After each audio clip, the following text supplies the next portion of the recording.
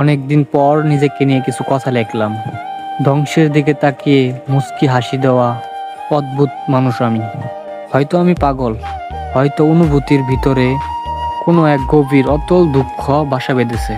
তবে নিজেকে জোর করে হাসাতে শিখে গেছি। যেদিন ভিতরটা একেবারে ভেঙে গিয়েছিল, সেদিনও বাহির থেকে এক চিলতে হাসি মুখে নিয়ে সবার সামনে দাঁড়িয়েছিলাম। কষ্টগুলাকে আমি বন্ধু বানিয়েছি, একাকিত্বকে আপন করে নিয়েছি। মানুষ ভাবে হয়তো আমি সুখী, শক্ত, নিলিপ্ত, কিন্তু তারা জানে না ওদের রাত আমার এক একটা লড়াই। নিজেকে নিজেই বুঝিয়ে রাখি তুই ভালো আছিস, অথচ আমি জানি আমি ভালো নেই। ভেঙে যাচ্ছি প্রতিদিন একটু একটু করে, আর এই ধ্বংস হওয়াটাকেই যেন ভালোবেসে ফেলেছি। আমি সেই মানুষ যে হার মানার আগে হাসে, কারণ জানি কান্না দেখিয়ে লাভ নেই। পৃথিবী শুধু শক্তদের মনে রাখে, দুর্বলদের নয়।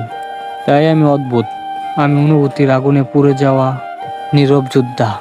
আমার জীবন কোনো সুখের গল্প নয়, এটা নিঃশব্দ বিপ্লব, যেখানে হাসির আড়ালে লুকানো থাকে হাজারো না বলা কথা, ভাঙা স্বপ্ন, হারিয়ে যাওয়া আমি।